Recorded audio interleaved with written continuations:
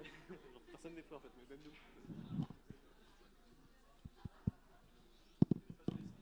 Est-ce que je lance la build ou je laisse pas le faire? Ah non, lance la build. Par contre, on est sur le mauvais ordi là.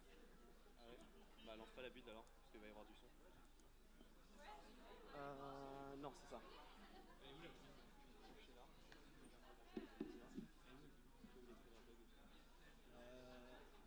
La build elle est pas sortie, ça.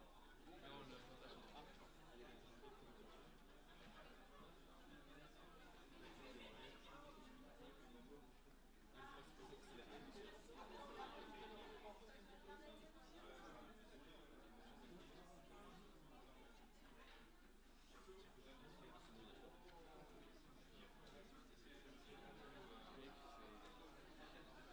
C'est celle-là, ouais, on est d'accord. Thank you, thanks a lot. Of course, thanks to Jakarta.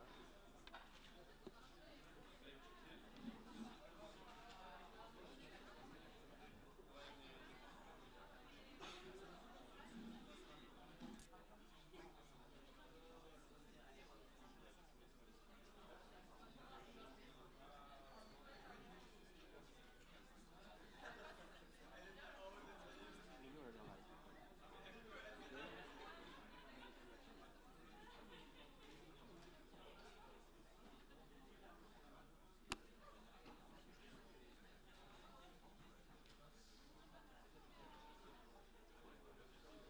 Parce que là, on va qu'on se retourne parce qu'ils vont jamais voir les dessins dans le dos. Ouais, c'est vrai, ça. On peut le voir tout de suite. Maintenant, on parle comme ça. Et On fait des signes. Et comme ça dans le dos, tu sais, on fait. Et ouais, je te disais, genre.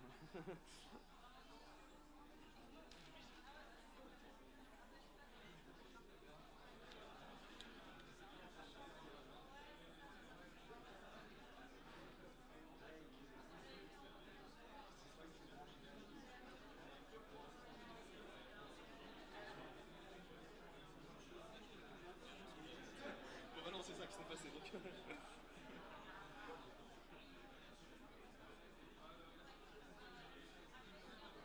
hier matin, mais pas de plan en fait, juste. Non. Hier matin, c'était un point posé pour une fois préparé. Parce que la scène, c'était vraiment un truc nouveau.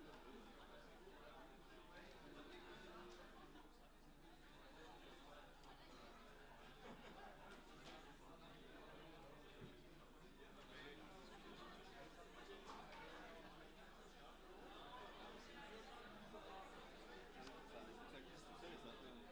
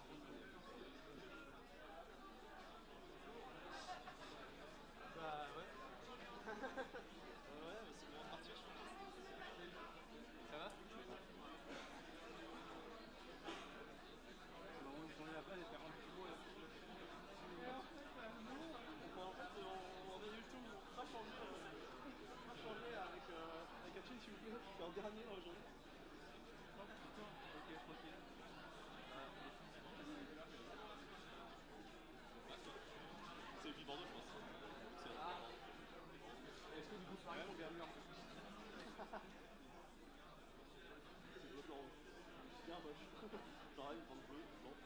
Ah, parce que...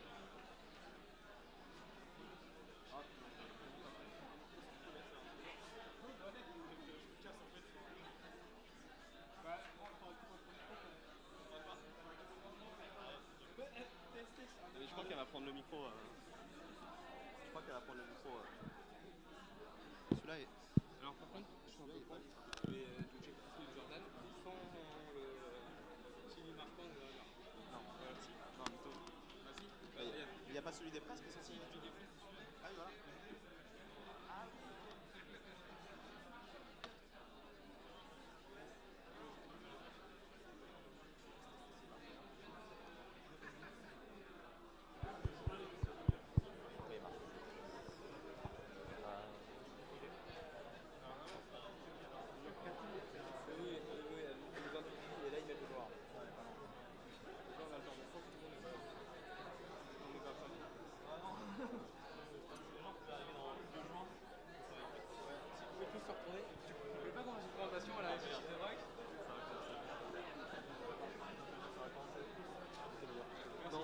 D'accord pour qui parlait après?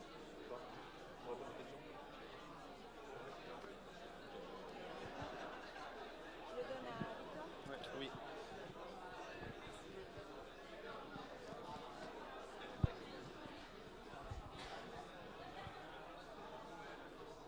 Je te laisse. Ah, tu t'en vas, ouais. J'attendais qu'arrivent les derniers, ouais.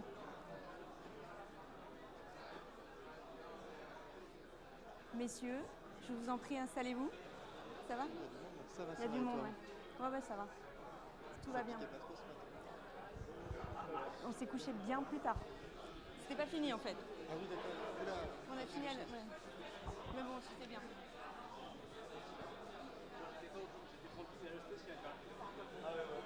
Good morning. Bonjour et bienvenue à tous. We're gonna do this final presentation in English, so I switched to English. Welcome to everybody. Thank you all to be there this morning. You will assist to the final presentation of our M2 students. I have as I will have the bad role to give you the time. This all day we have a busy day ahead of us, and in order to give you all the elements of context, I want to remind you that our students are going to present this morning the final result of the work they've done the last 4 months. As a reminder, they've worked as a studio team, not full-time, during the last 4 months, and they're going to present you the result of this pre-production step of the development of a game. That's part of the work they've done. We have a jury here. I remind you to collect all the comments and elements you have to fulfill. If you have any problems in connection, do not hesitate to say so. The day is divided into 2 parts, so we're going to see 3 of the projects this morning. We're going to see 3 other projects in this afternoon. At lunchtime, you will have time to go visit the students directly on the first floor where they are working. You can do that at the end of the day also, if we manage to keep the time. So each project will present during 30 minutes. Then we will have 10 minutes question for each project. So you can exchange at that time. Do not hesitate to give them feedbacks, good or bad, as you wish. Just share. They have to, well, it's really useful for them to have your reaction. So do not hesitate to do so. And I don't know if anybody has questions. No? So we're gonna start, because we have a lot of day, with the first group. So please welcome our first group, Peak.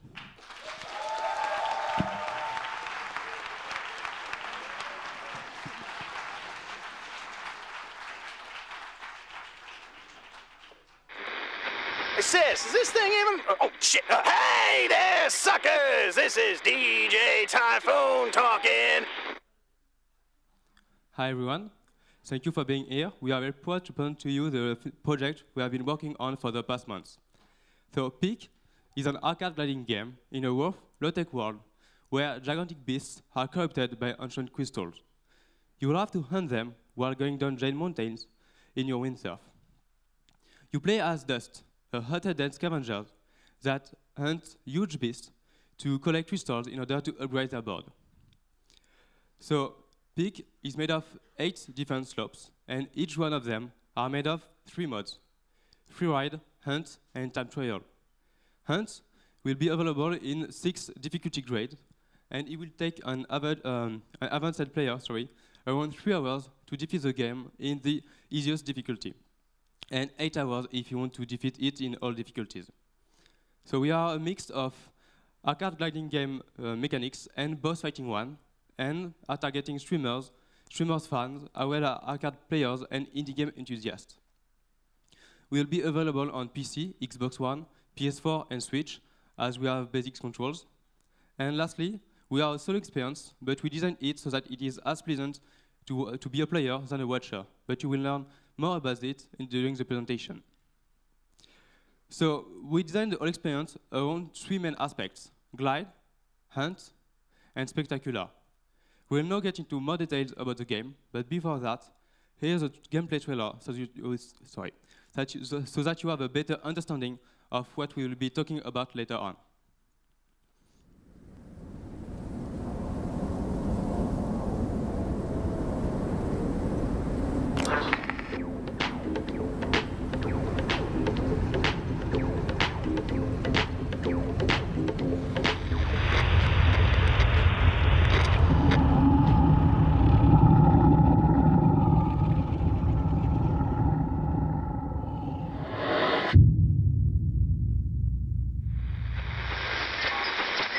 Is this thing even? Oh, shit. Hey there, suckers! This is DJ Typhoon talking. And guess what? Yeah, that's right. It's time to party!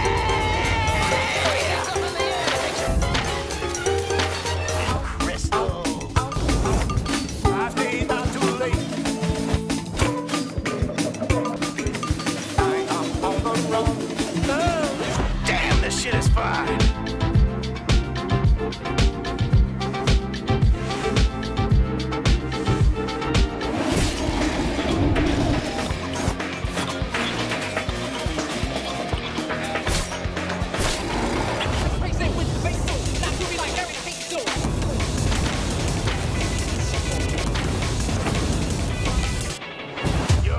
Listening to your favorite radio, brought to you by DJ Typhoon.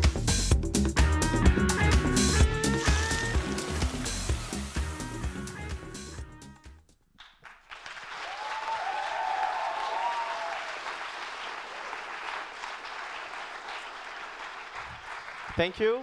Thanks a lot. And of course, we are very thankful to Jacob Barents. He's the voice actor in the game, and he made really cool stuff. And he's a nice guy, so don't hesitate to contact him if you're interested. So we want our game to be easy to play. It's mainly an arcade game featuring glide and boss fight mechanics. But there is more to it. And in order for us to give you a full understanding of what is Peak, let us take you in a journey through a game segment. So no pun intended, let's jump into it. So as a player, you play Dust, and you just beat the first beast, and a new area lies before you. You will not face the beast for the moment at all, but only little creatures like those cute tiny dolphins here. And as you're going down the slope, you'll notice that there are several possible paths. And it's something that you will often encounter in your adventure. Like, we designed our levels to be playable many times and with different playstyles.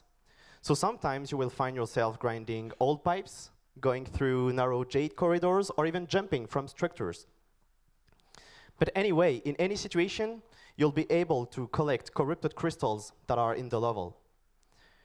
So you just finished the level for the first time, and you have collected many of those corrupted crystals along the way. And they give you the possibility to unlock new tricks, to unlock new stats bonuses, and even cosmetic to customize your character. But now you are ready to take on the real challenge, the boss. By previously learning the main mechanics of the area, you'll be able to plan your path ahead and know where are the jumps opportunities. But be careful, because each beast has its own behavior and different movesets. For example, this one, would it fly? Would it go in the ground? Or even both? Well, nobody knows, and you might find it too late. Each beast has its own weakness, and you will have to find how to defeat each of them. So after finishing the slope for the first time, you're at the top of the slope again, but this time it's different. The cute dolphins are gone. Something is wrong. The beast was here recently. And you get on your board and start collecting crystals. But you know deep inside you that once you've tasted the sense of speed, you'll do anything to keep it going.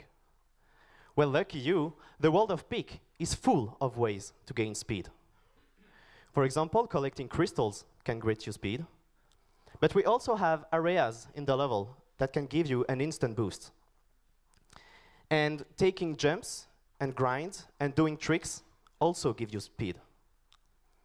Now, those things are in the environment, and they give you an instant boost, right? But in addition to that, you can fill a boost gauge by doing tricks and collecting crystals. And this gauge can be activated at any time you want, just by pressing a button. So use it carefully and in your advantage to optimize your path and gain even more speed. You finally catch up with the beast. The hunt is on. An enormous flying manta ray is just in front of you. And it doesn't seem threatening at all, but it has those sweet corrupted crystals on its back that you are craving for. And you quickly understand that you won't be able to reach its back by standing on the ground. So you pick up speed, jump off a rooftop, aim at the beast, and throw your board directly at its wing. On every hit, the beast flies away, of course. But don't worry, because by correctly landing after your attacks, you will get enough speed to keep chasing. You attack it more times, and it finally comes closer to the ground. Now this is your chance. Faster than ever, you grind on its tail and reach its backbone, crushing the corrupted crystals around you, and damage the crystals at its end. And after a few more attacks, grinds, and with a devastating final blow, you extract the most corrupted crystal of its back, the core. Now this core will allow you to upgrade your equipment. For example, using the manta ray core will give your tricks more power. Well, cool, isn't it? But be careful, because in Peak, each piece of equipment has its downside. For example, some will give you power, but at the detriment of speed or range. Or other will transform a one-hit damage into a damage over time, etc., etc. So with this, you can adapt your equipment to your playstyle. So in our game, you can play the way you want. And each beast will call for different setups. Like, for example, some beasts will require, I don't know, speed, and some beasts will require higher jumps, for example. And the more you go up in difficulties, the more you will have to pay attention to your gears. Okay, so you saw how we presented your horror game here. Well, we really want our players to live the game like that, with a lot of emotions, like excitement, fun, epicness, sense of gigantism. But we also want the experience to be fast and nervous. And more important, we want our spectators to live the game like that. And this is why, as you saw in the trailer, we have this crazy offbeat universe with a lot of cartoon VFX, SFX, and vibrant colors. We really wanted something enjoyable to watch, but also to hear. So we added a radio to the game, and we have this crazy and strange character, which name is DJ Typhoon, and he's actually a friend of Dust since a long time. He's basically just doing stuffs and building things in his garage. And the point is that he's using corrupted crystals as energy. So he's the one, for example, that created your board and that upgrading your board during the game. It was really important for us that the radio transfers the grunge and offbeat universe aesthetic to the player and the spectators. So we made a radio, as you heard in the trailer, with various composers, where we gave them basic guidelines while they still had a big margin of creativity. So to summarize all of this, you can have two types of different experiences in Peak. One as a player, where the glide adrenaline and the thrill of the hunt makes you feel powerful and in control. And another one as a viewer, where the aesthetic of the game and the ambience of the game attract you and makes you want to actually play the game. Both of them operates in this dynamic arcade feeling where the juiciness overflows from the screen. And we made a game in which both positions are pleasant to be. But to demonstrate this, we're going to show you a little demo now. So please, Malo, come here and grab your controller. At your speed.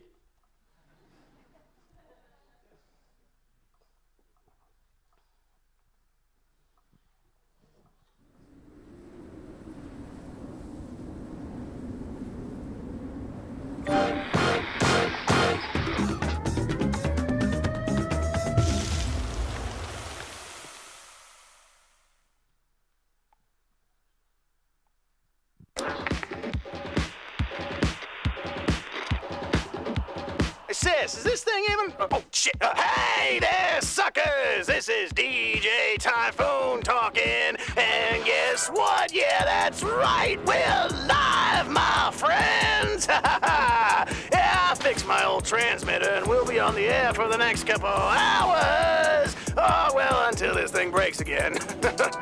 And for my friend down there, grab your board, mate. I've seen a big one in the area, and it doesn't seem that dangerous, but it's filled with crystals, which means it's time to party!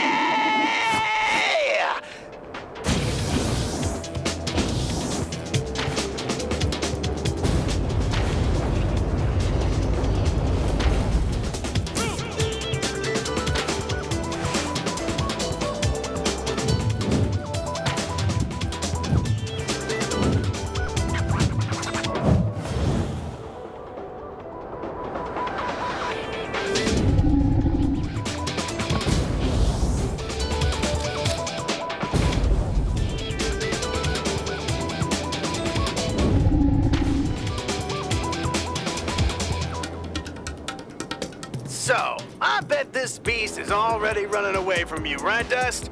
Don't just let it go. Just do some of your crazy stuff in the air that makes your board go all hoopty-doopty when it lands and catch up with the thing. Here's some music to get you in the mood, dude.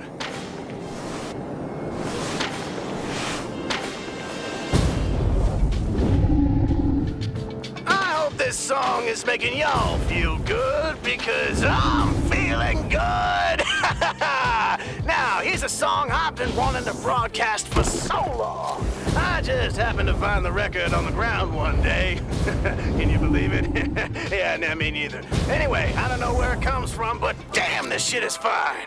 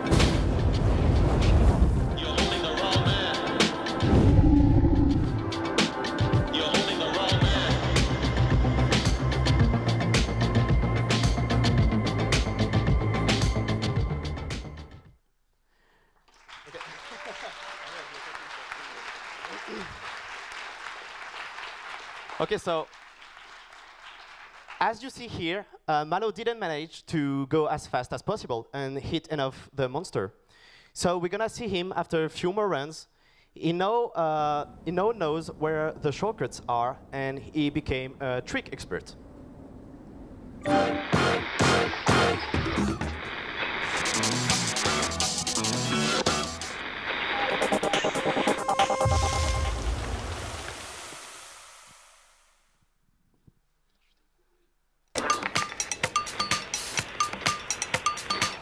So, for our first episode, I'll talk about the Manta. That thing has a ridiculous amount of crystals all over its back.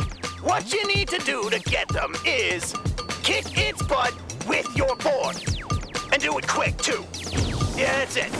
That ends our first episode. Now it's time for you to practice. Here, listen to this. It makes you want to kick ass.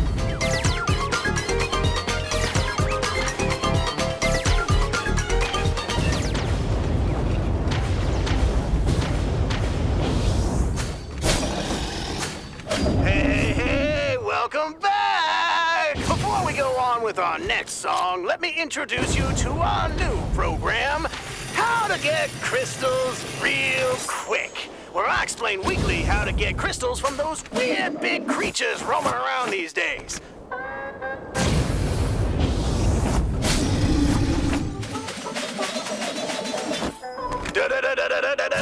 DJ Typhoon is here to make you dance no matter where you are. In your home, in the middle of the desert, if you're right in the middle of a fight with a fucking crystallized manton. If that's the case, don't forget you can grind on its back to get some crystals!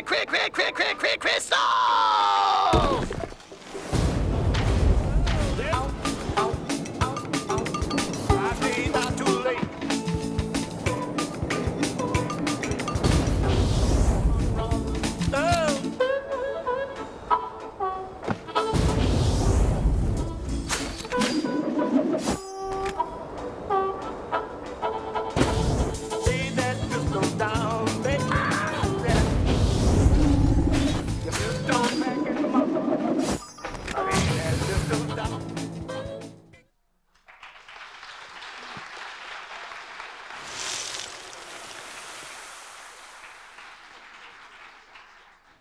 Thank you, Malo.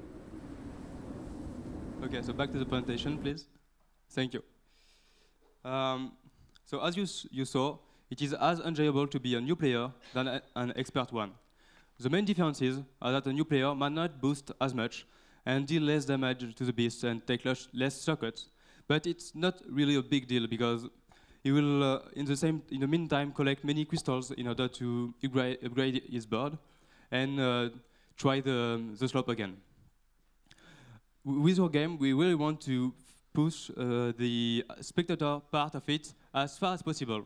And so we find a way through Twitch and Twitch integration.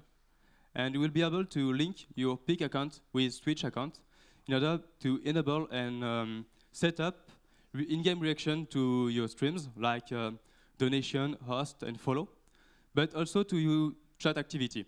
And so as a community, you will be able to choose what you will see next. So what next slope, what difficulty it will be in, what mods and what cosmetics and even tricks the streamer will be using.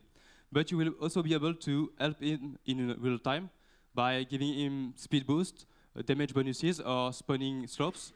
And in the opposite, slow him down, give a boost to the beast, and as you can see on screen right now, spawn obstacles in his path. Here, you will see a French streamer playing Cluster Truck with his community. And so up here, you can see that they are trying to vote to spawn laser on the trucks in order to make his life harder. And he will try to finish the level before they succeed to do that. So yeah, he's going very fast, and you can see that he will manage to do so. And so yeah, he's quite happy about it. In Peak and on Twitch, you will also be able to take part on time-limited events, like for example this boss for Christmas. And so they will be unique, and you will gain special cosmetics by doing those, and being either a streamer or a spectator on Twitch during that time. And you will also be able to unlock cosmetics by going through the game, achieving special feats, and with in-app purchases. And so there will be more cosmetics than just dust clothes, but you will be able to customize your board, sails, and even new tricks and new VFX for your character and board. So Twitch is our main appeal for an economic model, but we are also counting on two other more. So we have the difficulty level, to be sure that players can stay longer in a game and play, if they want to, play other challenges, as well as leaderboards, where players will be able to reach the top of them, for each slope in each mode and each difficulty by facing against other players' cost in real time. Before I jump into the economic model, let me take a step back and speak about the game price. So game cost, sorry. So we have already invested this much in the game and are needing that from you. That will bring the game cost to around 1,300,000 euros. That translates into 328 man months, with the man months at around 40,000 euros, and this during 26 months. So with a game price of 20 euros, we'll be able to reach our breaking point with approximately 94,000 copies, including the store 30%.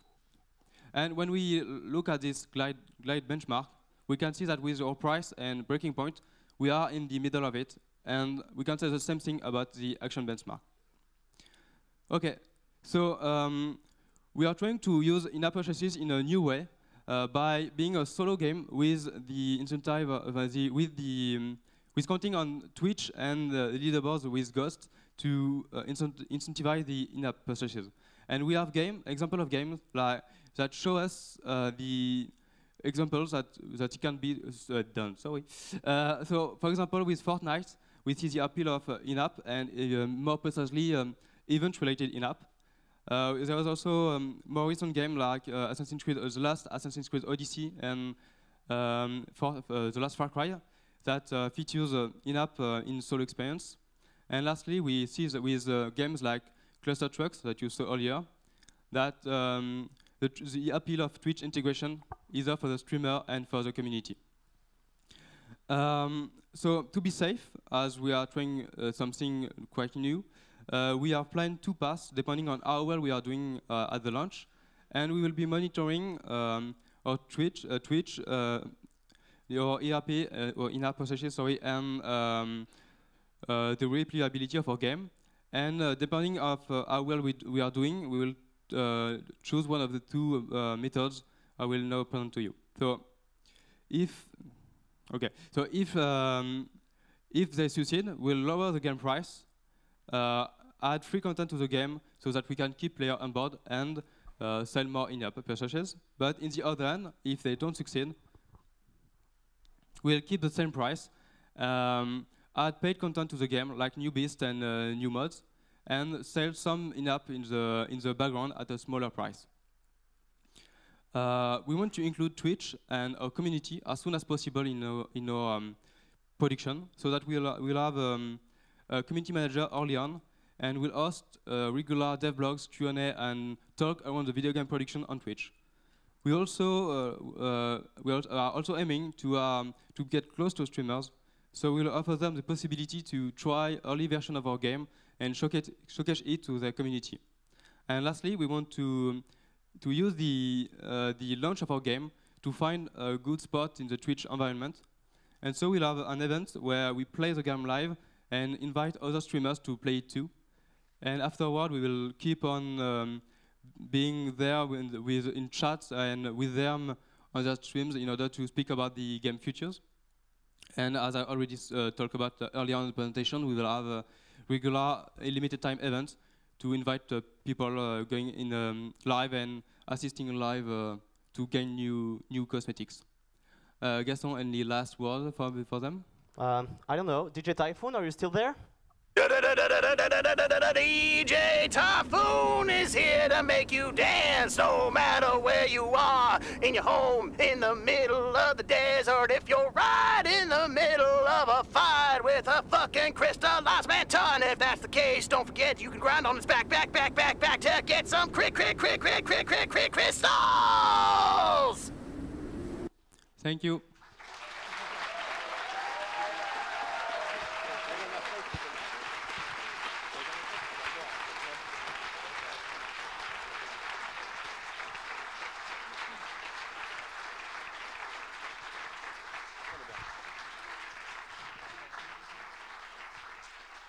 Thank you. So now time for comments or questions. And if you do so, I would like you to present yourself before speaking. So who's first? Yeah. I'm Stefan Netkin. I have two questions. The first is, how long do you see a session of playing? You are almost in an arcade mode. So how long does it take to finish a session of playing? And my second question is that the monster, the manta ray you have shown doesn't seem to be very aggressive. It's a little like the big character of Shadow of the Colossus. Do you intend, is it an intention that this ray seems to go and then you chase the ray and she don't know or he don't know what's happened?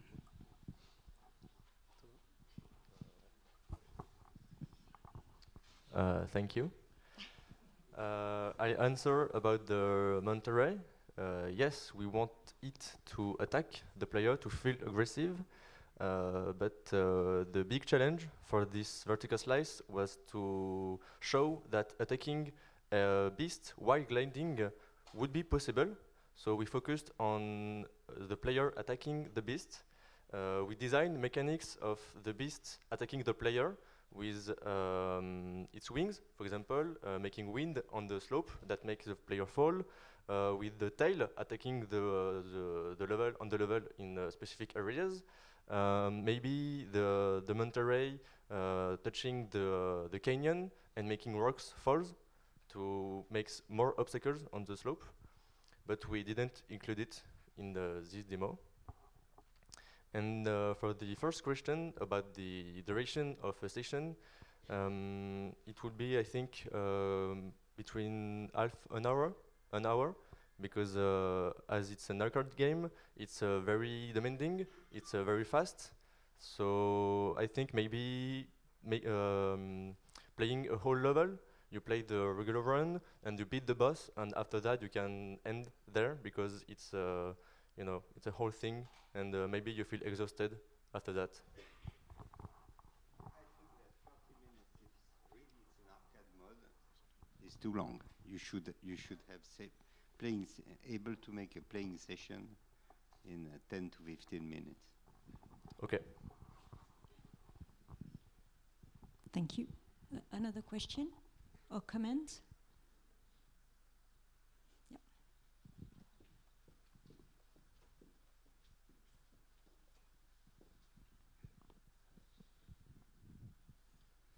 This is a comment, not a question. Big improvements, dramatic improvements since the last time I saw it. Very, very impressed with what you've done. I love the color palette. I love the concept and characterization that you've done with the character. The voice overlay, the use of voice in it is fantastic. It's got a real presence. It feels like an intellectual property. It has a brand to it already, starting to come together. So you've done really, really good work with it. I think your biggest challenge is now how would you take it forward? How would you make it bigger? So I will finish with that question if there's somebody who wants to talk about what your ambitions for it would be.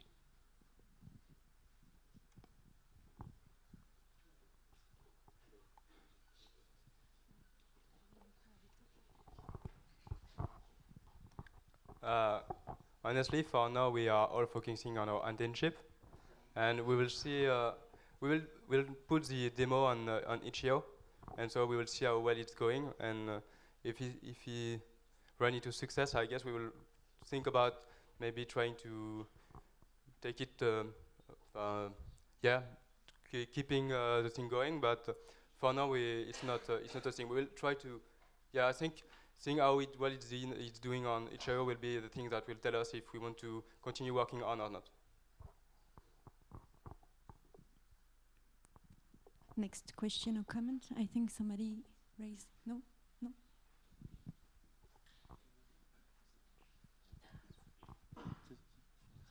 Okay, congrats on the game. It feels good. I want to play it now. I love the mood. Do you have any notion of scoring? Maybe I missed that. We do not have any notion of scoring in the vertical slice, but we do plan on the itch.io release to add a scoring system for the tricks you do, and at the end of the game you will have a statistic panels in which will show you stats such as how much time you hit the boss, how long did it take to finish the tracks, how many collectibles did you gather, things like that. Okay. Also, the basic idea is like you win if you beat the boss, like you get an actual like cinematic or something. So, yeah. Hi, engine and rendering programmer at Ubisoft. The visual aspect is really great. I love the direction. It goes well with the sound, so it's great. But the texture are really low.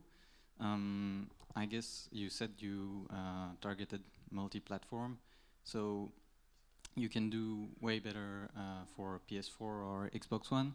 Why is the texture so low for all of the environment and way better for the characters?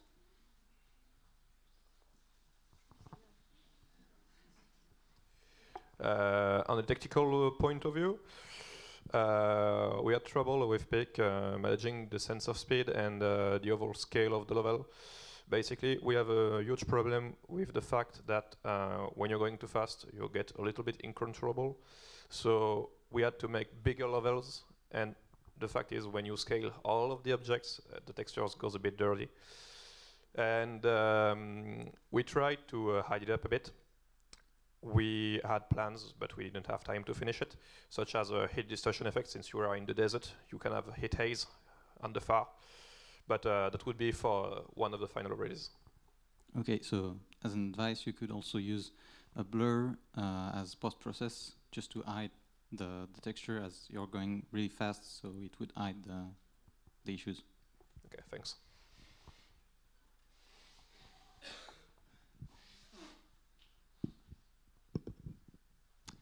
Another question or comment? Yeah.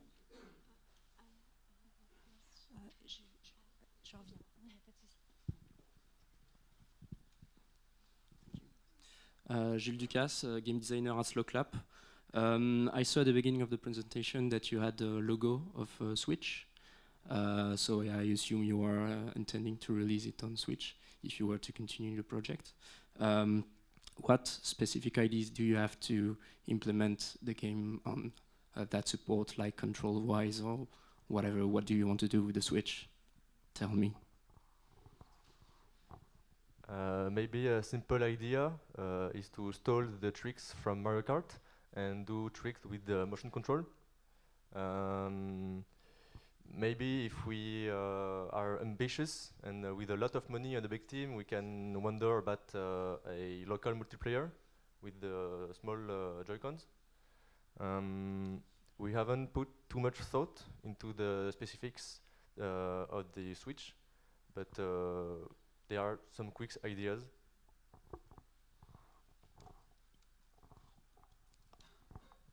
Yes, I'm Margherita Balzerani. I'm an art critic, and I have just not a question, but just a lecture. In your game, I saw that there are an aesthetical graphic inspiration for the characters, Moebius, a little bit, and the last, I don't know if you know, the last fashion collection of Balenciaga, the last year. You can, and I don't really understand the relationship with the environments, the color, that there are very contemporary, very pop. It's a choice. Can you explain this choice? And à mon avis, a little bit postmodern, because there is, it's very strange for me. Thank you.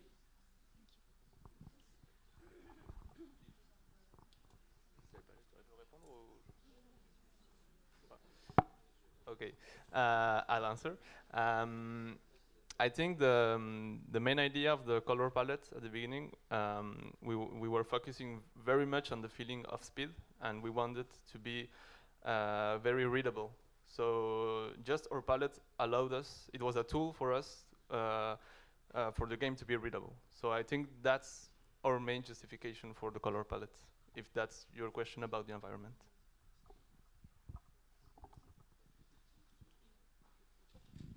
J'ai une question de papy. Qu'est-ce que ça veut dire IAP? Sur Internet, j'ai eu le choix entre Institut d'astrophysique de Paris, Intersyndical de l'administration publique, Algerian Petroleum Institute, Institut d'atmosphère en Allemagne, l'Indépendant d'action populaire qui est un groupe de la Troisième République et un instrument d'aide à la préadhésion. Je pense qu'aucune de ces réponses n'est la bonne. Alors c'est tous en même temps, non. En fait, je pensais l'avoir dit à l'oral, mais du coup ça veut dire in-app purchases, et en gros l'idée c'est de pouvoir faire des micro-paiements en jeu pour avoir accès à du contenu. Et souvent c'est utilisé avec une currency spéciale, donc tu vas acheter une monnaie et qui va après pouvoir être utilisée dans le jeu pour avoir accès à du contenu. Thank you for this last comment. Thank you all for this presentation, and thank you.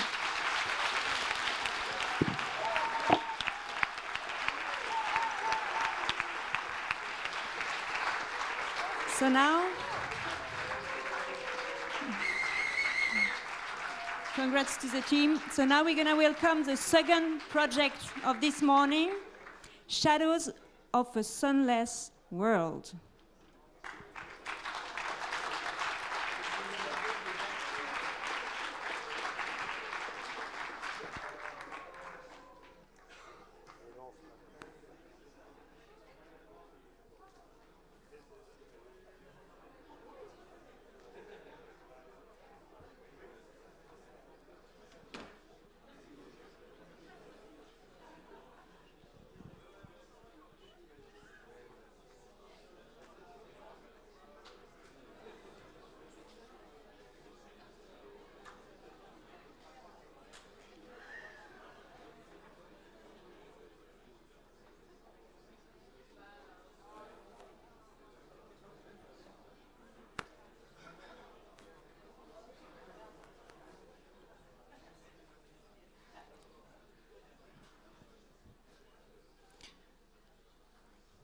Hello everyone. Welcome to our presentation of Shadows of a Sunless World. Shadows of a Sunless World is a horror game that you will be able to play on PC and all sedentary platforms with a controller or with a keyboard. It's a solo experience best played at home during nighttime and in short sessions. You are Echo, a member of a humanoid species called Alcars. Alcars have the particularity to only see through echolocation, which means they have to make sounds to perceive the world around them. They used to be at war against another species called Umbras, but they were quickly beaten and forced to live underground to take shelter to survive. At the time of the game, it's been some time since the war, and Echo is exiled to the surface by his people to die alone. If you want to survive, you will have to find a way to avoid meeting your mortal enemies, the Umbras. They are powerful and intelligent creatures, and they live inside dark domes that are built on top of ancient Alcar ruins that they use for their own needs. They imitate other innocuous sounds to bait their prey towards them. They are always on the lookout for any unusual sounds in their territory, and if they hear you, they will hunt you down. We are now going to show you a demonstration of our game by playing it live in front of you.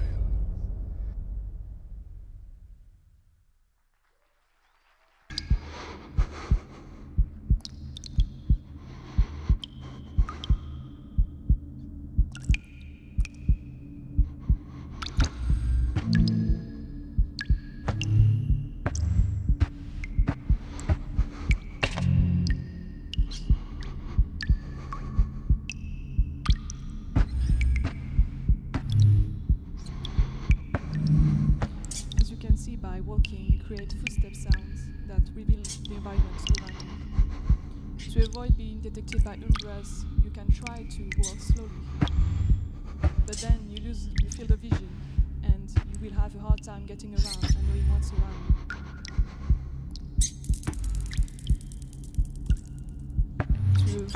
avoid it being detected by Umbra, if it's really close to you and about to catch you, you can try to hold your breath to become undetectable for a short amount of time. But remember that sooner or later, you will have to catch your breath, making a lot of noise in the process.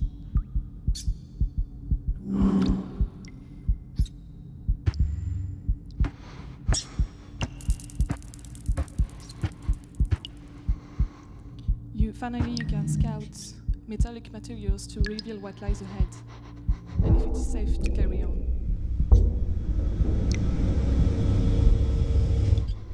At the bottom of this well, you can see a machine. It is your goal. By reaching it, you will be able to destroy the dark dome and drive out Umbras from the area. I'm now going to stop talking and let you immerse yourself in the world of the game.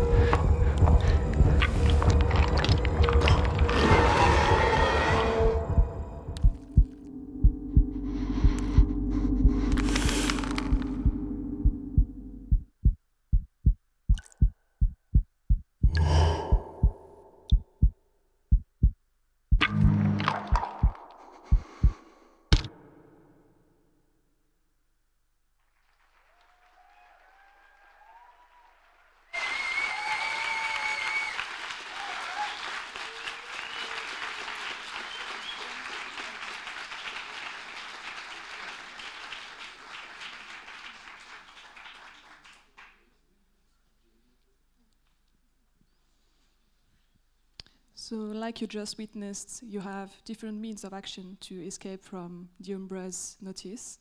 You can be mindful of your speed, you can hold your breath, and you can scout materials. But as you progress through the game, you will unlock new abilities along the way. For example, you can, at one point in the game, throw crystals to make sounds as they hit the ground or the walls to attract Umbra's attention and sneak by them.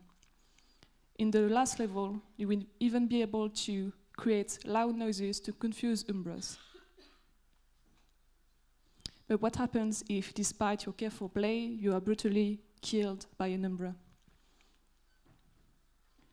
We didn't show this in the vertical slice, but you will respawn somewhere in a level, somewhere you have never been before, and the location of Umbras will change. This means that the path to take inside a level and the situation you will encounter will change each time you die, which prevents you from remembering everything and repeating the same segment of game over and over.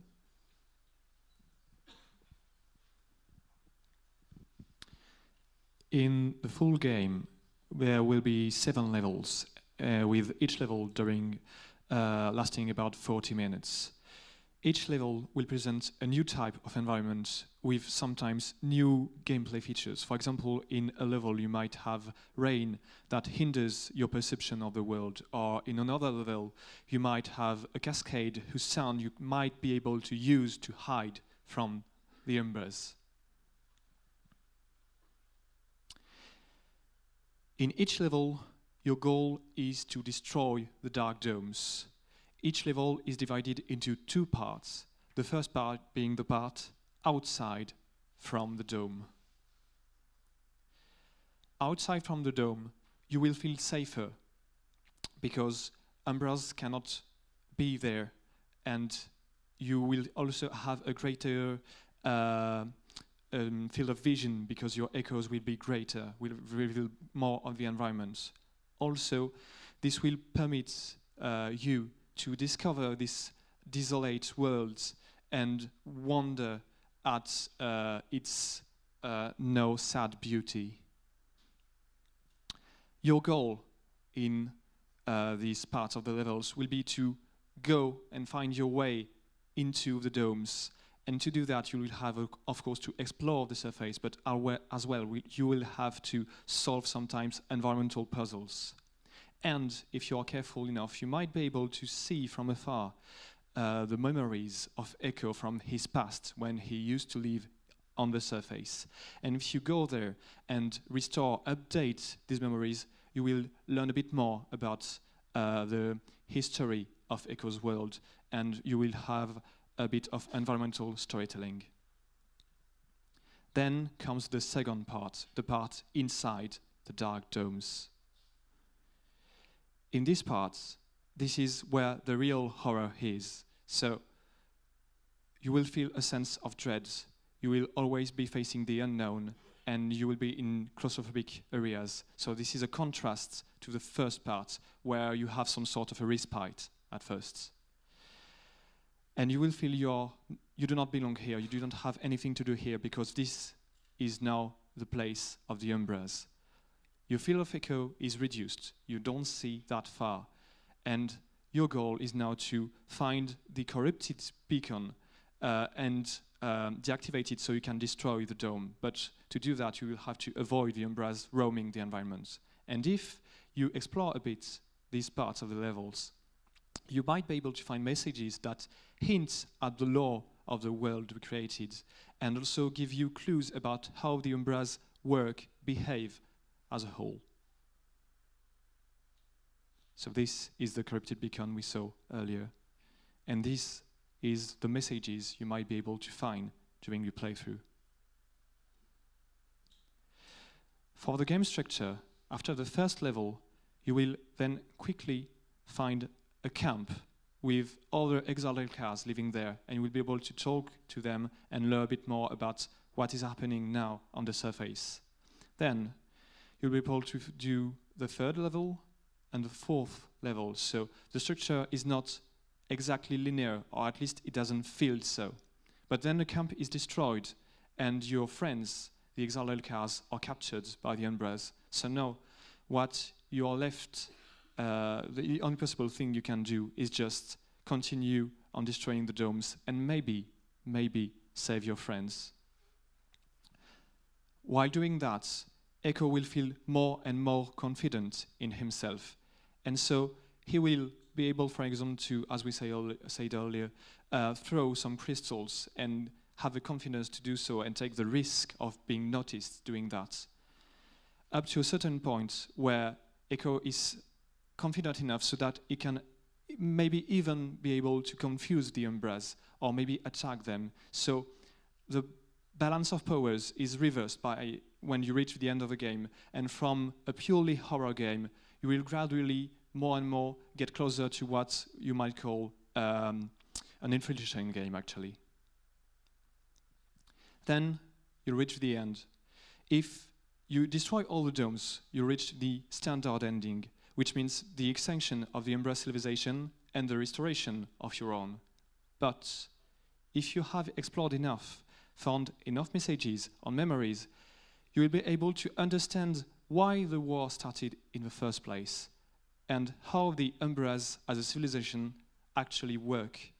And so you might be able to find a way not to kill them or destroy them, but to cohabitate with them in almost a peaceful fashion. And that only if you explore enough the environment.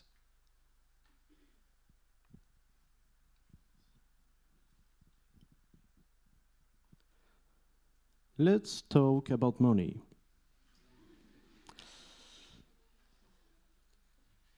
We think that the best option for Shadows of a Sunless World is a premium game. You will pay once for the complete experience. It will be available on all Centaurus platforms because you will play it alone, maybe by night in silence, during, we hope, less than an hour. We are targeting players fine of this kind of game. Firstly, hardcore gamers, but it could be suitable to casual players too. Here are competitors of our game if it were released today. We are sure that there is an opportunity here in this balance between high retail price and limited audience. Because of this competition, we have to give to our product its own identity. We deliver to players a strong experience through an original eco-gameplay. You are surviving, but your enemies are surviving too. We believe this story of incompatibility will be really interesting to follow.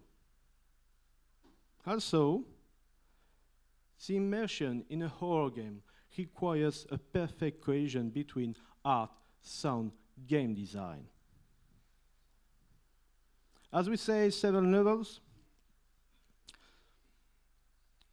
By slightly increasing our production capacity, we will be able to make each level in 3 weeks. These phases will therefore take 5 months.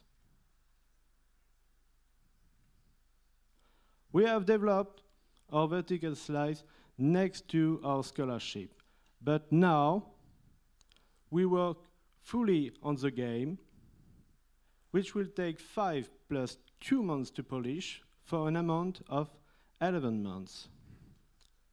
It means that today, to make the complete game, we need 300,000 euros.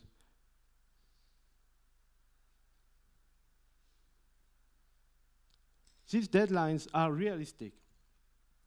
Indeed, we know and have tested our production workflow. Working with low poly and triplanar texturing saves us a lot of time. Also, we have coded a shader which can be applied to any new environment or object. Compared to other game sales, we estimate that it can reach 70,000 units sold through all digital stores. As a starting studio in Angoulême, we can choose to give to ourselves a moderate salary.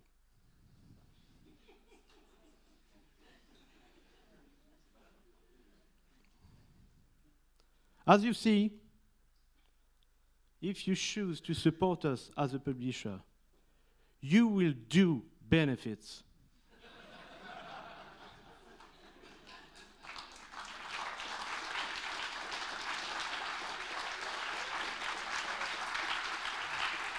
Thanks a lot for your attention.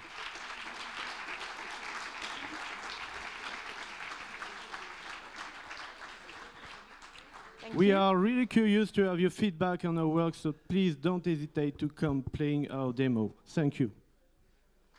Thank you.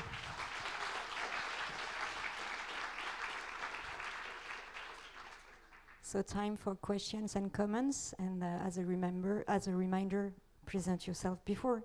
Maybe not you, Stéphane. It's always Stéphane. So I have just a question. I did not understand if you really use the sound for your localization, because I understood that you always hear the beat of your heart, you always hear your respiration. So are you really using the sound to hear enemies or to localize the space or thing like that? And in this case, what kind of sound are you using from a technical point of view? Are you asking if we use sounds in a technical point of view to really reveal the environment, or in the metaphor of the game? Are you using, for example, 3D sound to help the player? Is it a part of the gameplay mechanism, the localization? Because I see if you make any sound, you produce some propagation, and then you see your environment. But the sound by itself, is it useful? Can you hear the environment. Can you just don't move, don't make no noise, and just hear what's happened around you. So yes, you can really make use of the sound in the game, besides being able to use it to see. There is environmental sounds, which are the white echoes you could see, and which are made by, for example, droplets or rats passing by. And it is useful to hear what type of sound it is and if it is behaving oddly. Because like we said, umbras can imitate sounds. So if you see, for example, droplet sounds but which moves around, you can think that's really strange. That's not how a droplet sound is supposed to behave. And you can think it's suspicious and it may be an enemy. And we use this type of clues to really give a sense to the player that something is wrong and maybe it's an enemy. And all the game is based on not revealing the enemy to see that it's an enemy and avoiding him, but really paying careful attention to the environment to locate the enemies before you hit them with your echoes. Because at this point, it's hard to avoid them.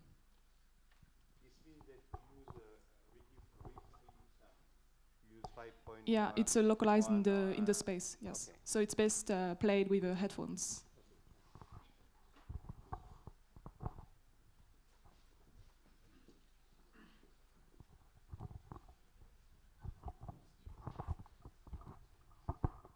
Hello, Rémi Boutin, Ubisoft Bordeaux. In your demo, the player actions possibilities were quite limited. So did the challenge. It was just avoiding the enemies. You talked about mechanic to throw retard to produce sound. It seems that it's quite simple. Why did you choose to not include it in the demo to show some challenge, show some mechanics? It's because it was really simple that we did not include it. We focused really on new mechanics and things that would be hard to do to show that, to prove that it worked and we could do it, technically speaking.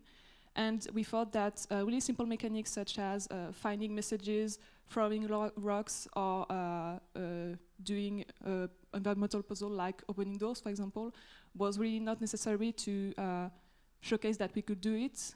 And we can really think easily about situations where throwing rock might be useful based on what we showed you on the vertical slice.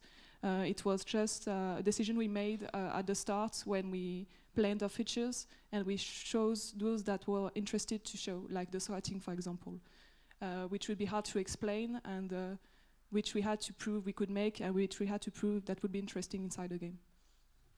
Okay, even if it's simple, I think it should be in the demo, because if I'm a publisher, I want to see that the player can have agencies, can really impact the gameplay, and just this demo, I can think I would enjoy 4-hour games with only these mechanics. So even if it seems simple, it should have been in the demo. That's my point.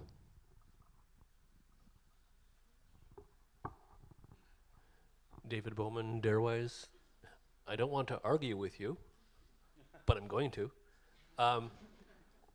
Every vertical slice, every team has to make prioritization decisions because you have a limited amount of time in trying to decide what you want to try to achieve in that.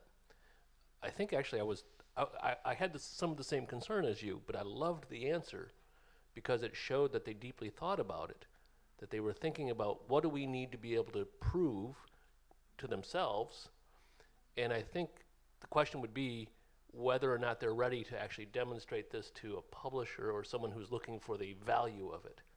So I think for this audience, good timing, good choices of prioritization. I think for a publisher, I think the real point is that this isn't quite ready yet to demonstrate the true value of what you're producing. So as a vertical slice, it might not be quite ready for presentation. Just wanted to make that nuance.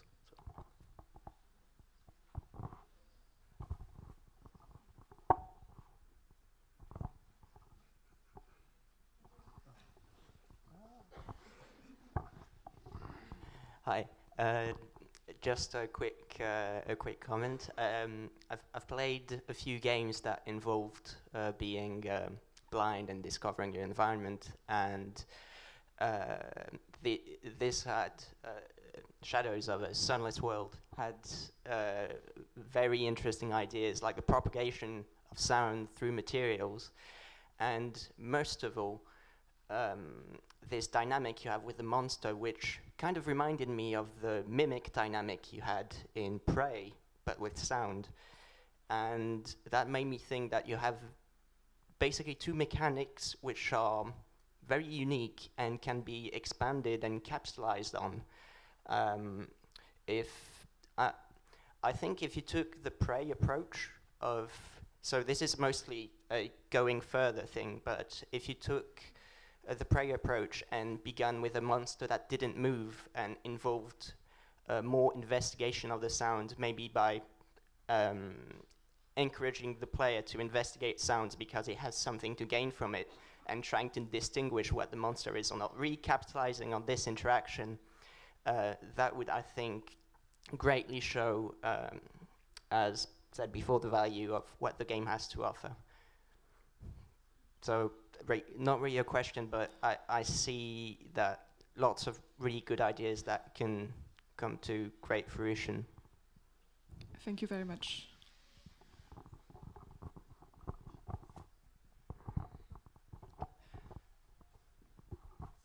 Hi, hello.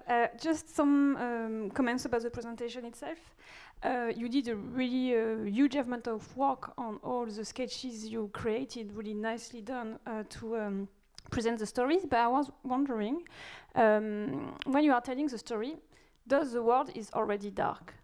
Because all the presentation of the story of all the sketches are dark on white background, and I was just wondering, the way you presented all your slides is really dark and blue, and there is a huge contrast, and for the storytelling, it's the other way around, so I don't know if it was something on purpose, or because if the world is already dark, I would just do a negative effect on all your sketches, so we are already inside the environment and the atmosphere of the game, basically. Yeah, we based our presentation on our direction and the intention we wanted to convey inside the game. But what we have to understand also is that even if Echo only sees through echolocation, his world is not really dark per se, because he perceives a lot of what we would call colors, but for him it's just different sound wavelengths. And we think we wanted to show this richness in this world and not do, for example, a dark and white world. But it's when he goes inside the dome and his field of perception is really reduced that we feel the oppression and the wrongness of this world. So that's what we wanted to convey with this presentation. Just one question. Just for when it's more inside the game itself and your demo, when your character is walking on the environment, it's to a specific echo. Do you intend to create a language around this echo? For example, if he walks on water, or if you walk on something really soft or really hard, does it change the way the sound expands or the way the sound is displayed on screen with your line?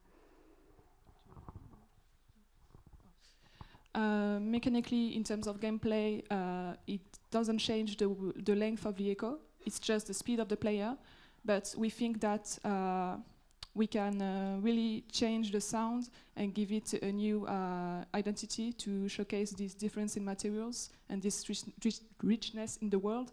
But we thought about this at the start of the project, about being able to use different materials to have different length of echoes.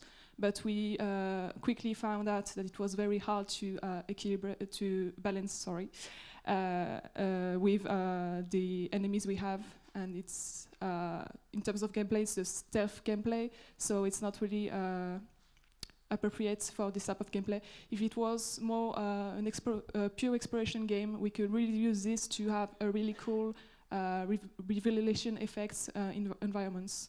So maybe it's something we can exploit on the outside of the dome phases, where it can be more beautiful, and then inside the domes we won't have this feature because it's really more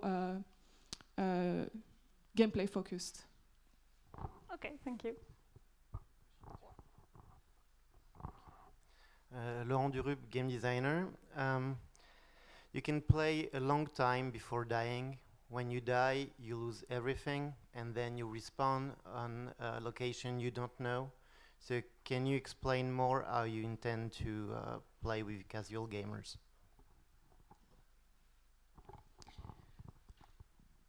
So we try to make it clear to the player by using different environments and the diversity of the level design to show that he's not in the same place as before.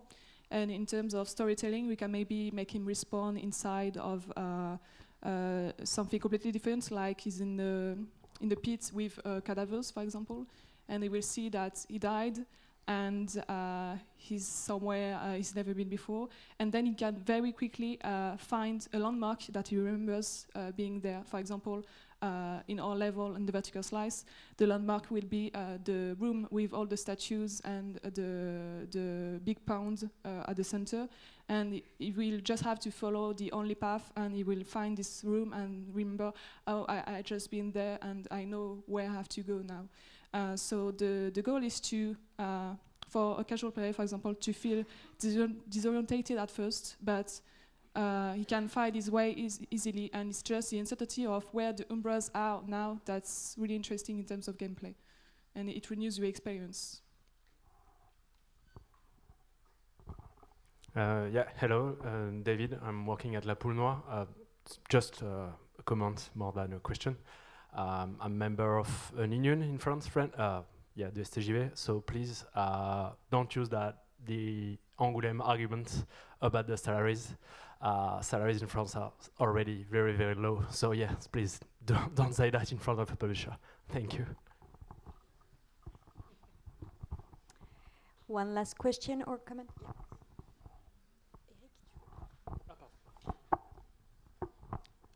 Hello, I'm Fabien Salomon, working at Ubisoft Bordeaux. I really enjoy your demo and your game. Your proposition, I think, is strong. I really like the eco-localization mechanic. I didn't understand the material stuff, but anyway, I think it's really interesting. My only point is it's a 18 game, so the rating is maybe high. I think it's not frightening enough. You should assume more horror, bloods, and stuff like that, because the ambience is really good, and you should go deeper in that. Okay. About the rating, it's an estimation. We are not pegging, but in the cinematic, we see head to be cut and some kind of blood, and so we think it's more appropriate to put it on PEGI 18, that more 16. But I don't have. Sorry, but in the complete game, we really think that the more you go towards the ancient Alcar capital and the heart of the Umbra civilization, the more horrific thing you can see, and really see the way that they changed the world, and maybe you can find something more horrific than just an old cadaver, for example. Thank you, and let's thank again the team for the work.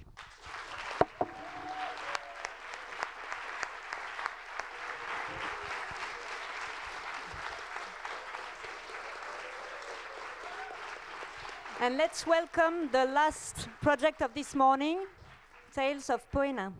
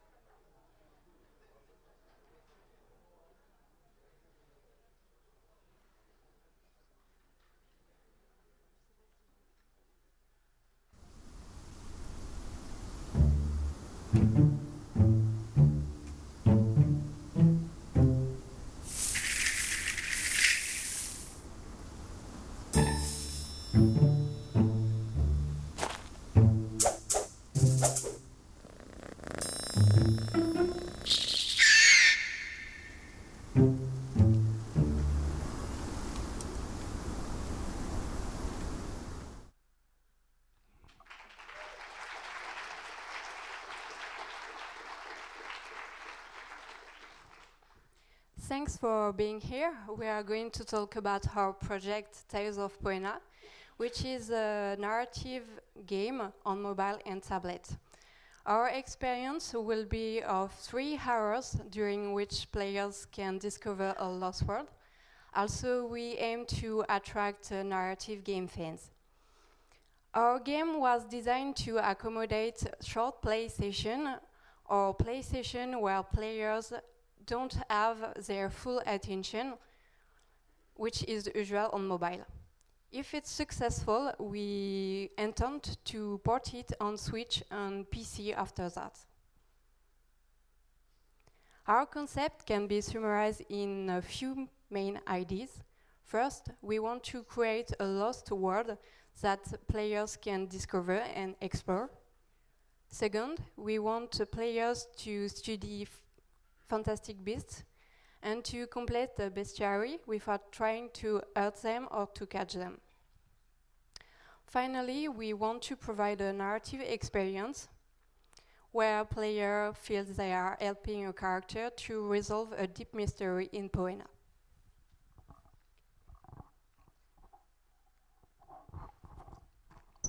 Okay, so our game takes place in Poena.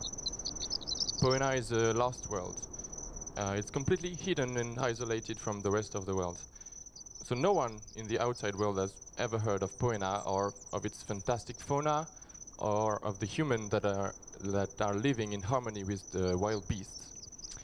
And no one has heard of the evil that is disturbing Poena's balance.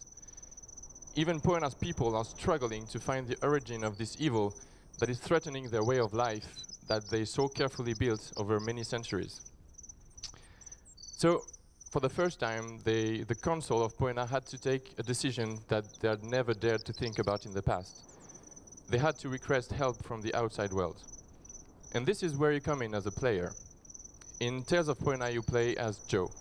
Jo is an ethologist from the outside world, and let's see what happens to her. A few days ago, I received a letter. It was written in a way I had never seen before.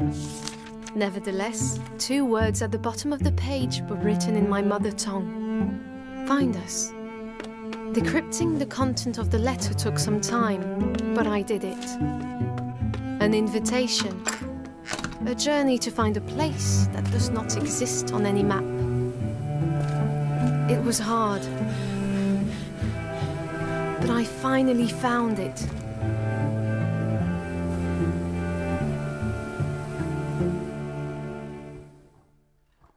Your character, Jo, she's a scholar. She has a curious and a scientific mind. So when she gets a letter inviting her to a part of the world she has never heard of, well, you can imagine she's very excited.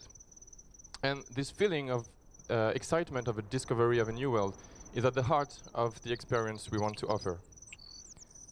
This is the first view that Jo and the players see when they arrive in Poena.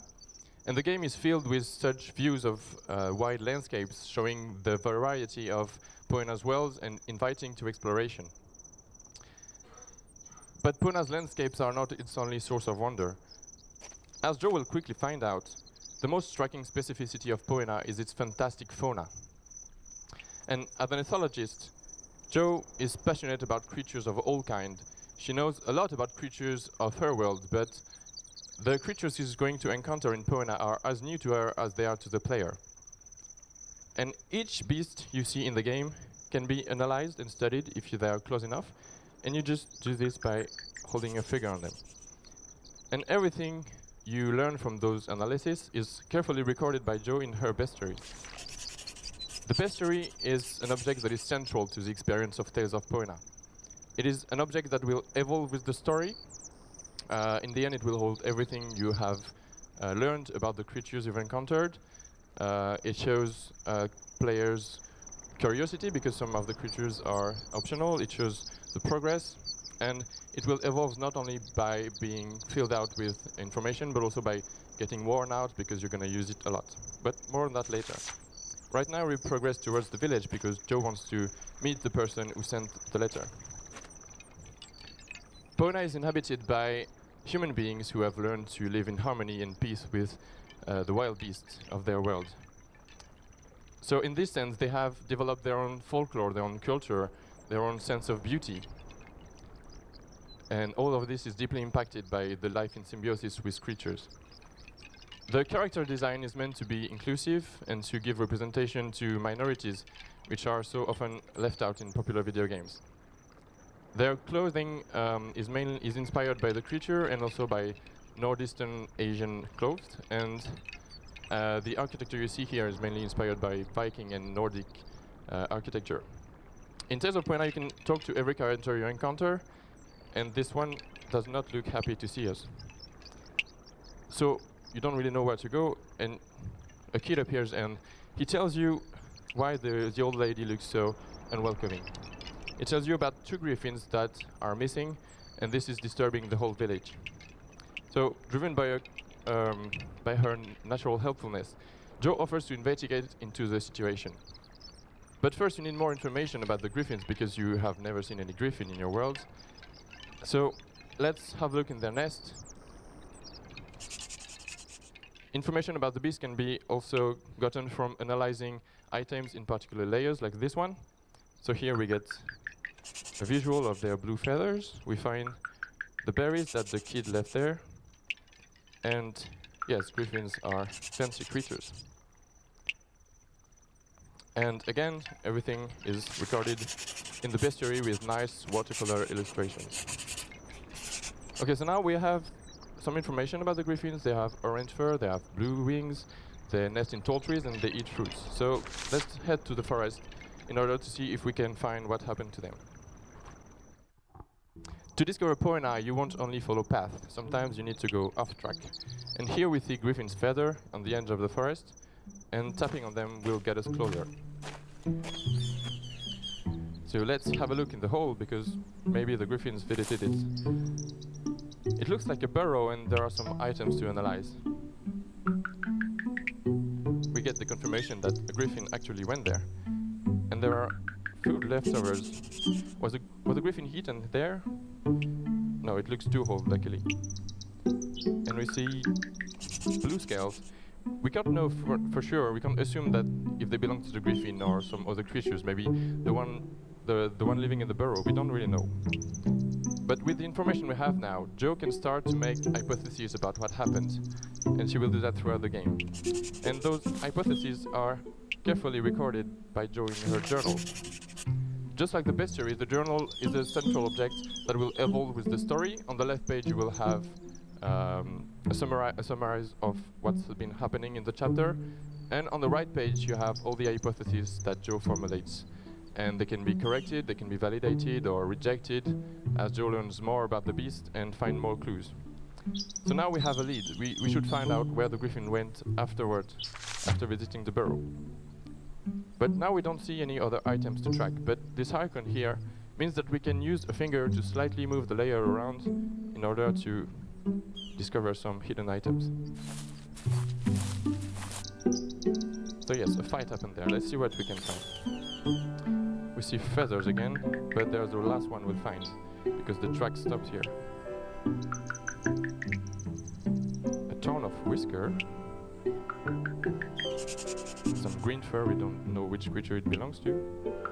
And some marks of hooves. So now we found clues that we can't really yet link to any creatures because we haven't met the creature. So let's have a look at our bestiary. A part of the bestiary called the appendix is dedicated to this kind of information. And later on, when we know more, we can create a new page for a creature and put in it the information we think belong to it. And here's an example of how such a page will look like. And if we show these pages to Poenians, They will correct us if we made any mistakes, and they can sometimes give you more information to complete your page. So where were we? Yes, we need to find blood because the further track stops here. Here we see the beginning of a new lead, which look like blue scales. This one is blocked for now, because there's something more urgent to do. But regularly in the game will offer several leads to follow at the same time. And sometimes the level design allows the player to choose which one to follow first, but for now, let's follow the blood.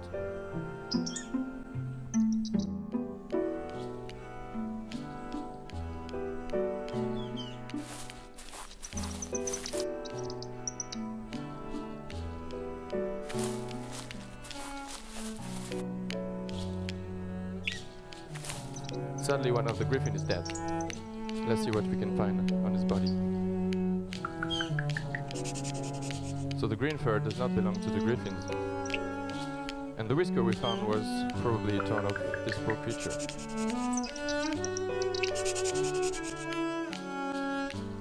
This griffin had a fight with another creature.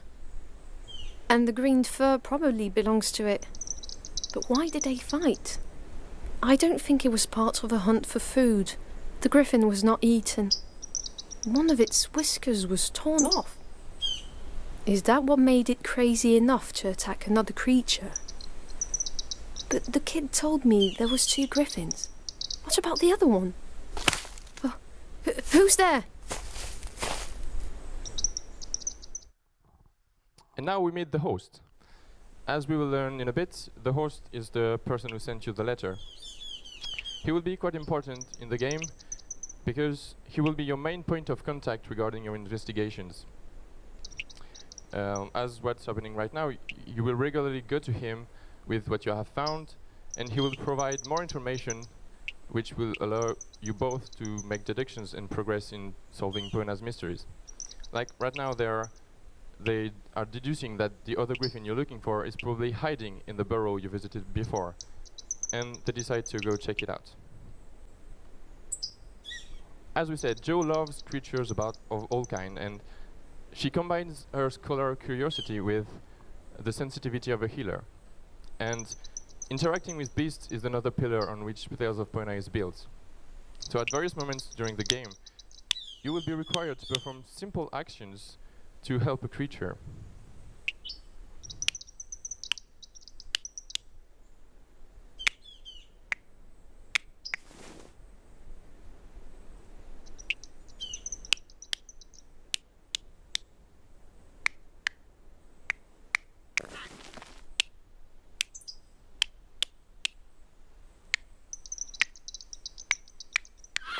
Like right now, we are communicating with the griffin by using fruit shells to reproduce the sounds of its beak. And we do that in order to reassure him and to make it come out of the... Yes, I'm coming.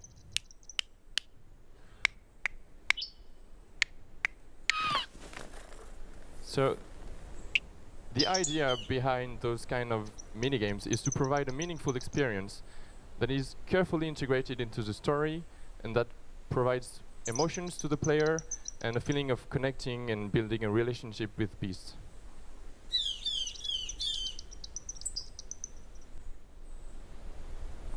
Come here, sweetie. Look at him. He's shaking like a leaf.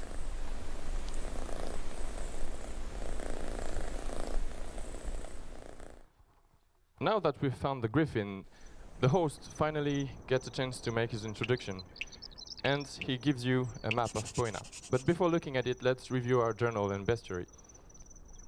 As you can see, the journal is up to date with what's been happening, so that if you haven't played for a while, or if you just got distracted because you had to take your bus, then you can just have a look and be reminded of what was happening. And as for the bestiary, we've learned a lot, and it's now time to record it all. Now the Griffin's page is complete with a nice illustration now that we've seen the beast. So now the map. Poena is a vast world that you will explore region by region. And once you've visited a place, like the village before, you will be able to tap on the icon to just travel there instantly. The map also displays the leads that you have found but not followed yet. Like, remember the blue scales? You could go there on the layer, you found them, and follow the lead, which would bring you to the creature living in the burrow, and then you get a new bestiary page. But for now, let's head to the village.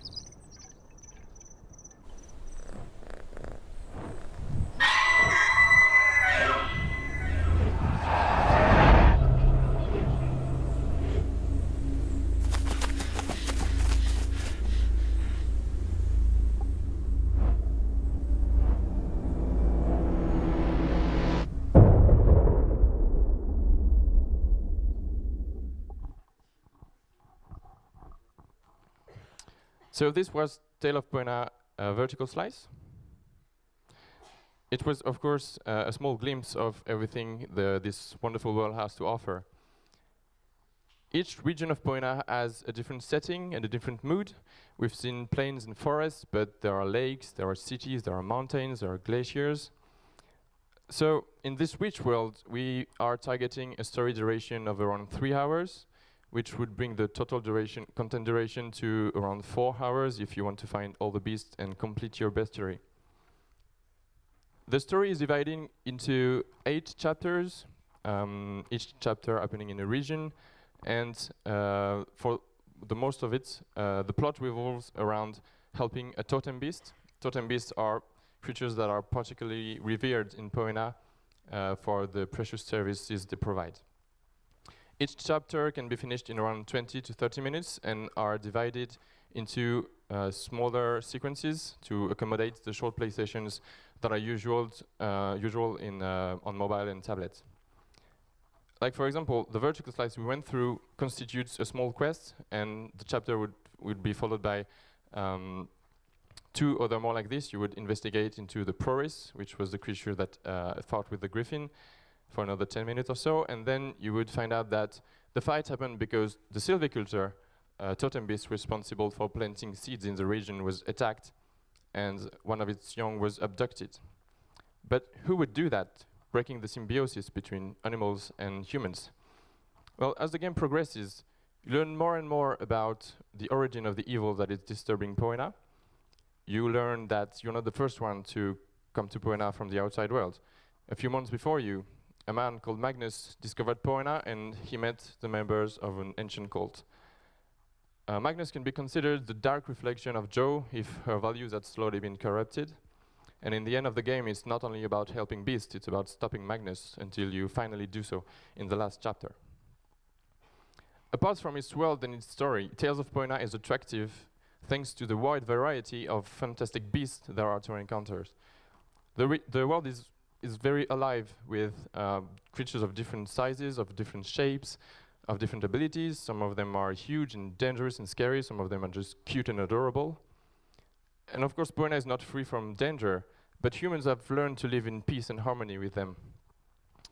And so here's a few examples of the kind of people you could encounter during your adventures. As you can see, their clothes are really inspired by and adapted to the creatures they are living among. The caring nature of Jo is a perfect fit for Poena, because she's not here to engage into any kind of conflict with the beast. Rather, as we said earlier, she's there to interact with them, to build a connection and a relationship based on trust. So here are some examples of what you could be required to do to help a creature. Here you have to remove parasites from an animal's fur. You could be required to free them from a nest or from a thorn bush. And here you're literally healing a beast by removing something that is in the body and compressing the wound. And there's one beast that is particularly important in Tales of Poena, and of course it's the little griffin we saved earlier. The griffin will follow you in your adventures, and he will take an important part in the story, and also it will sometimes be used in the minigames, and for example by helping you find your way or by helping you reassure another creature. And in a dedicated interface you'll be able to pet him, like stroking his face or its wing or giving him food. And this, just like the other features and mechanics we've designed, this interaction is meant to be coherent with the platform we've chosen, which is mobile and tablet. And it's not only in terms of input, which are really simple. We only use one finger to tap and hold. But also everything you do in the game can be easily interrupted, and you can play for short sessions, just for example, explore a few layers, or read a dialogue, or open your bestiary and your journal and review your progression. The vertical slice we showed you was developed on mobile, and we are aware that we will need to take into consideration the smaller screen size on mobile and adapt the interfaces. We had that in mind throughout the production, the pre-production, and here's an example of a solution for the text size in the bestiary in the journal. Like tapping on a particular spot on the page would show the text in bigger. And back to you for the business part. Like we said before, we intend to be released on the mobile and tablet market. Sorry. Tablet market, and after a close look at it, we decide to implant us as a premium game, and also our price wouldn't be above €5 because mobile players have a different psychological price than other platforms. Those players have their own habits according to their age. If you took players of 13 to 25 years old, they will spend a lot of their time on their mobile, but they don't have a lot of money.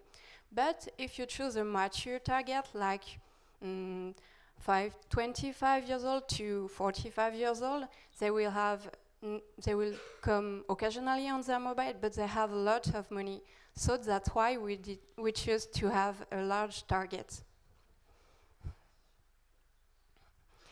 By analyzing the market, we were able to observe 3 types of competitors. First, we have free-to-play games with a similar world than us. On the other side, you have a premium narrative game, which have reasonable prices for players. And finally, we have here premium episodic games, which already have their own players because they were on PC before. We decide to be a premium to stay competitive. That way we can generate our community without being stressed out by well-known competitors. And also we can stand out more easily in App Store as premium than as freemium or free-to-play. Right now, our vertical slice is done and we have reached our first milestone. We plan to be in a production for 6 months to make the complete stories, the level design, the whole assets games, and to balance it and to debug it. We will take 1 month for localization and for submission. During these periods, there will be fewer people on our team. The narrative designer only will be there at the start, and or we will just keep 1 developer after the pre-production.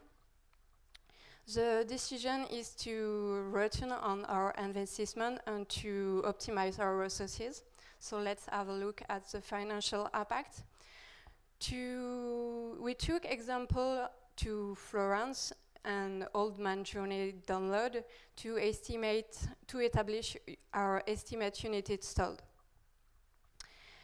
Because the pre-production is done, we demand a budget of the 7 months remaining, and we want to be supported by an editor for the localization and the distribution. Besides, we also have the possibility to request for financial contribution like the CNC and to launch a Kickstarter. The Kickstarter, it's a good opportunity for us to generate our community and to develop their commitment for our world. We want to give to our largest donor the possibility to create for the largest donor, we want to reward them by giving them the possibility to design beasts, to give a name to a character, or to create a path of the story with us. For small rewarding tiers, we want to give all sorts of goodies like badges, stuffed toys, hard books, figurines, and we can make a book of our best stories. What is nice about our project is the great potential that we have in merchandising. We were really happy to build and to discover this world, and we hope you will be enthusiastic as we were. We thank you for your attention, and we will be happy to answer to your questions.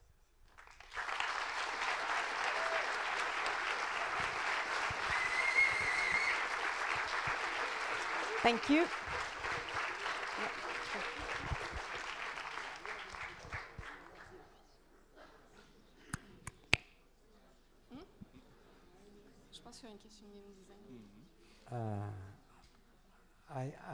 I like very much your game. First, it's still Stéphane. I like very much your game. My first comment. I have a questions and other comments. My question is not a criticism. It's just there are differences in the graphic world. For example, there is a difference between the graphics of the animals and the graphic of the country, the land. And even in the land, you have some, for example, some of your representation where you have a paradoxal perspective point of view, and other where you have more classical perspective point of view. So my question is it intentional, and would you like to be still in this mix of different things? That's my first question. Anyhow, I like very much your graphic world. Thank you. For the graphism part, we made the decision of the graphism and the detail we put to it because of the technical aspects, because we wanted the character that are animated in the ground, the foreground, background, to be less detailed, because they probably would have some animation that would be complicated to do with a lot of details. And when they come in the front for the dialogues, then you can have all the details to appreciate the design. And it's the case for the animals too, because of the animation aspect. Maybe I can switch in French because it's too complicated for me in English. Non, mais par exemple, j'ai remarqué que certaines images, vous avez une perspective qui n'est pas du tout réaliste. Vous avez des ponts qui partent, vous avez plutôt des points de fuite qui sont... et dans d'autres, par contre, vous avez un point de fuite classique de la perspective. L'univers des paysages est plutôt flou. Il n'y a pas forcément de contour des objets et des arbres, alors que l'univers des animaux, lui, est marqué. Donc ma question c'était, est-ce que c'est intentionnel ou pas? Est-ce que c'est lié à la façon dont vous avez développé? Et est-ce que vous pensez rester comme ça, ou est-ce que vous voudriez changer? Alors pour la partie avec le fait qu'il y ait des lignes sur les personnages et pas sur les décors, c'est quelque chose qu'on peut voir beaucoup en animation. Par exemple, si on prend l'exemple des films Ghibli, c'est la technique qui est utilisée beaucoup. Et pour la perspective, je vais plutôt laisser Lisa en parler. Du coup, pour la perspective, en fait, c'est juste qu'il y a des fois, on a besoin que le joueur voit beaucoup de choses dans l'image, notamment tout au début, il a besoin de voir le village au loin, etc. Alors que dans les phases où il va faire des tracks et où on avance layer par layer, là, c'est vraiment des endroits resserrés où du coup, le joueur va plutôt se concentrer sur des détails qu'il trouve dans l'environnement. Si j'avais un conseil à vous donner, si vous continuez, c'est accentuer ça. C'est-à-dire, prenez des perspectives à la Bosch qui sont complètement, qui n'ont rien, et accentuer cette espèce de différentiel, qu'on n'ait pas l'impression que c'est juste une patte. I go back to English. My other points are recommendation. I don't know if you want to continue after the school in any way, and if you are interested, come to see me. But my point of view is that you need to join your game to some physical object. make something around a comic strip. I am working in a project where there is a diary like here. The diary is a physical object with an augmented reality, and the object appear along, you go through the sun. Or you can find some other ideas, because we are in year on year of the world of comic strip, of animation. So my advice is you should join your game to another media with a physical object.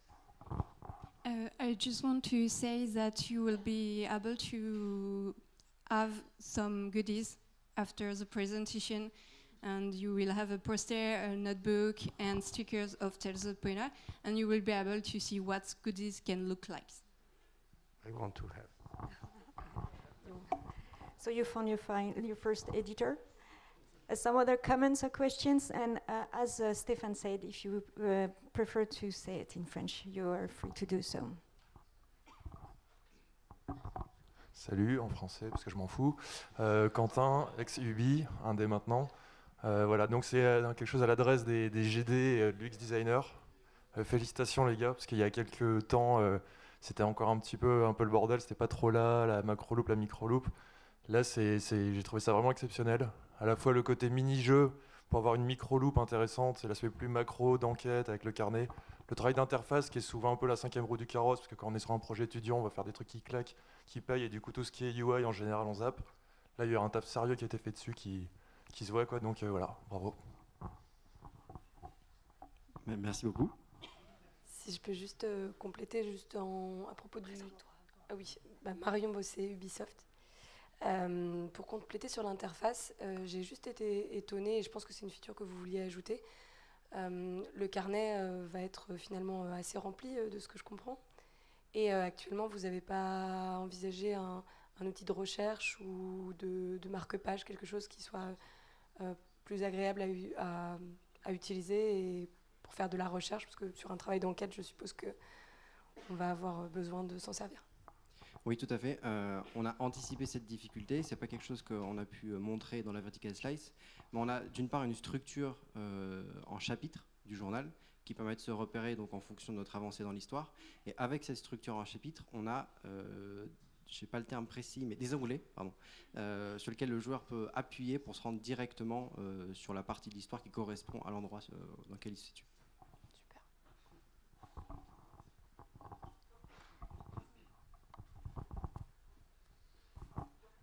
I'm switching back to English.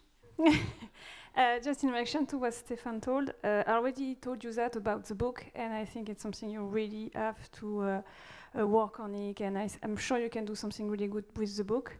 And just a warning for the Kickstarter, as I already experienced one Kickstarter in my life, and I know when you do physical object, this is really difficult. You have to send them. Just basically sending one thing, it's a tremendous work. You have to have someone dedicated to it. It's really difficult. You can't imagine the amount of work it is to send something to the post to someone. And if you have a lot of people who pledge your Kickstarter, you have a lot of addresses to deal with. And people don't give their address, mess with their address, and move. So it can be 1 or 2 years of work just to deliver one stickers. So be aware if you do Kickstarter and you want to do physical reward, it's a lot of work. Okay, thank you. Some other Excuse me, we've seen the game in, I think, tablet image ratio. So how do you intend to adapt the game to different image ratios? Yes, in a design perspective, we thought about many solutions to allow to different player with different platform to play our game. We are not quite sure about the technical issues and if we can achieve this at the moment, but we are able to resize the pictures to allow different size of the screen at the moment. Maybe Actually, with the time given for the project, the only solution we have found is to settle a unique UI that is rescaling regarding the dimension of the screen. And we are aware that this is not a viable solution for all the resolution and the devices we are playing on. So this is one of the main topics we are working on actually, because this is something really hard and we are quite new to this. Well. Thank you. Next question, comment? No? Yeah. So thank you all.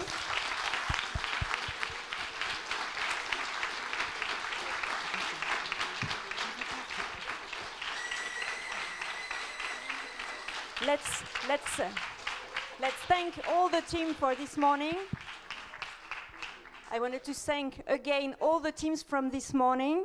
So if you want to have another round of applause for all the 3 teams we've seen this morning.